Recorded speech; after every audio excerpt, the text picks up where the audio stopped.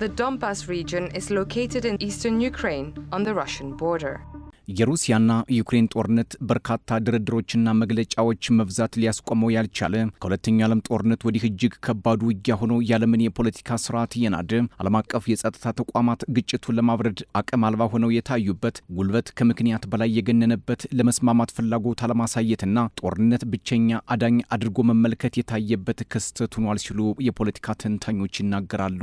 ይህ የሩሲያና ዩክሬን ጦርነት ከኔቶ እስከ ብራሰልስ ከዋሽንግተን እስከ ለንደን ከሪያድ እስከ ኢስታንቡል ድርድር ቢደረግም ሳይሳካ ቀርቶ ጦርነቱ ዛሬም ቀጥሏል።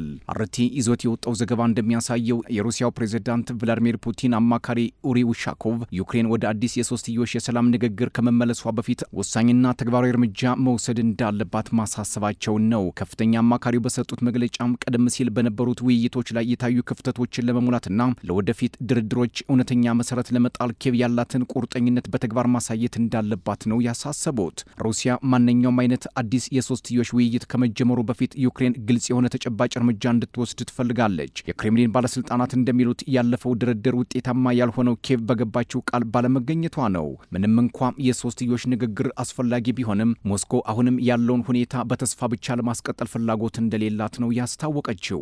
ድርድር እንዲሁ ለወሬ ተብሎ የሚደረግ ሳይሆን ውጤት የሚያመጣና የተወሰዱ እርምጃዎችን መነሻ ያደረገ መሆን አለበት ሲሉ የክሬምሊን አማካሪ ገልጸዋል። ከፍተኛ ባለስልጣኑ ይህን መግለጫ የሰጡት ኪየቭ ከሩሲያ ጋር ወደ ድርድር ጠረጴዛ ከመመለሷ በፊት መሟላት ያለባቸውን ቅድመ ሁኔታዎች በማስመልከት መግለጫ በሰጡበት ወቅት ነው። ሞስኮ በዶንባስ ግዛት ስር በሚገኙና አሁንም በኪየቭ ቁጥጥር ስር ባሉ አካባቢዎች የሰፈሩትን ወታደሮችን እንድታስወጣ ትፈልጋለች።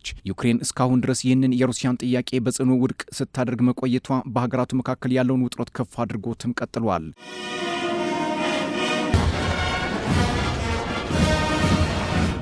ሩሲያም የዩክሬን ወታደሮች ከዶንባስ እንዲወጡ የምታቀርበውን ጥያቄ ለረጅም ጊዜ ስትገፋበት የቆየች ሲሆን ይህንን እንደ ቀዳሚ የሰላም ድርድር መስፈርት ትመለከተዋለች።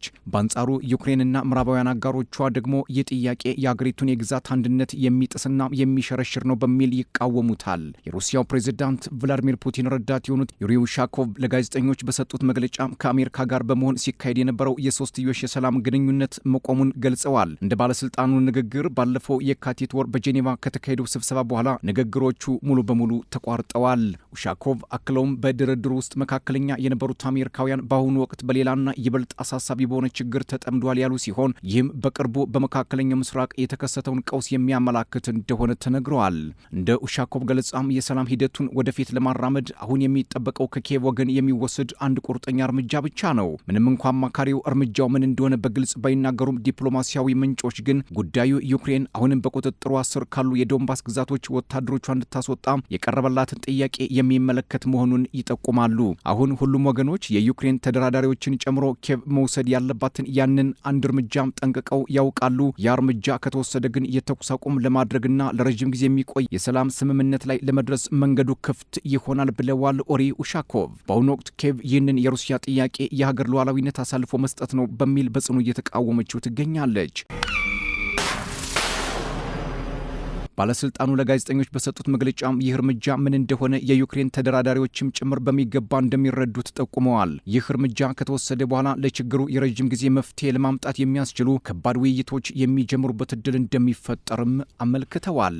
የዩክሬን ተደራዳሪዎችን ጨምሮ ሁሉም ወገኖች ኪየቭ አሁን መውሰድ ያለባትን ያንን አንድ ከባድ እርምጃን እንደሚረዱ መናገር ይችላሉ ሲሉ ኡሻኮቭ አጽንኦት ሰጥተዋል። ምንም እንኳ ኡሻኮቭ በንግግራቸው እርምጃውን በስም ባይጠቅሱም ጉዳዩ ሩሲያ ለረጅም ጊዜ ስትጠይቀው የነበረውን ምስራቁን የዩክሬን ክፍል ለሩሲያ መስጠት የሚለው ቅድመ ሁኔታ እንደሚመለከት ተንታኞች ይስማማሉ። ፈረንጆቹ 2022 ወደ ሩሲያ ለመቀላቀል ድምጽ የሰጠው የዶንባስ ግዛት ሁኔታ በሞስኮና በኪየቭ መካከል ለሰላም ድርድር ዋነኛ እንቅፋት ሆኖም ቀጥሏል። ሞስኮ ዘላቂ የተኩስ አቁም ላይ ለመድረስና ለወደፊት ሰላም መንገድ ለመክፈት ዩክሬን ከቀሪዎቹ የዶንባስ አካባቢዎች ሙሉ በሙሉ መውጣት እንዳለባት በተደጋጋሚ ታስጠነቅቃለች። በአሁኑ ወቅት ሁለቱ ሀገራት በዶንባስ ሁኔታ ላይ ያላቸው ተቃራኒ አቋም የሰላም ሂደቱን እንዳይንቀሳቀስ አድርጎታል ሲሉም የሚተቹ በርካቶች ናቸው። የዩክሬኑ ፕሬዝዳንት ቮሎዲሚር ዜሌንስኪ በቅርቡ በሰጡት መግለጫ ዋሽንግተን ዩክሬን የሩሲያን ቅድመ ሁኔታዎች እንድትቀበል ጫና እያደረገች መሆኑን ተናግረዋል። አሜሪካ ግን ለዩክሬን የምትሰጠውን የደህንነት ዋስትና በዶንባስ የሚገኙ አወዛጋቢ ግዛቶችን ለሩሲያ አሳልፎ ከመስጠት ጋር አያይዘዋለች ብለዋል ዜሌንስኪ። ዘለንስኪ። ዋሽንግተን ግን ይህንን የዘለንስኪን ክስ ውድቅ አድርጋለች። የአሜሪካው የውጭ ጉዳይ ሚኒስትር ማርኮ ሩቢዮ የዘለንስኪ ንግግር ውሸት በማለትም አጣጥለውታል። ለዚህ ምክንያቱ አሜሪካ ትኩረቷን በመካከለኛው ምስራቅ ቀውስ ላይ ማድረጓ እንደሆነም ጠቅሰዋል።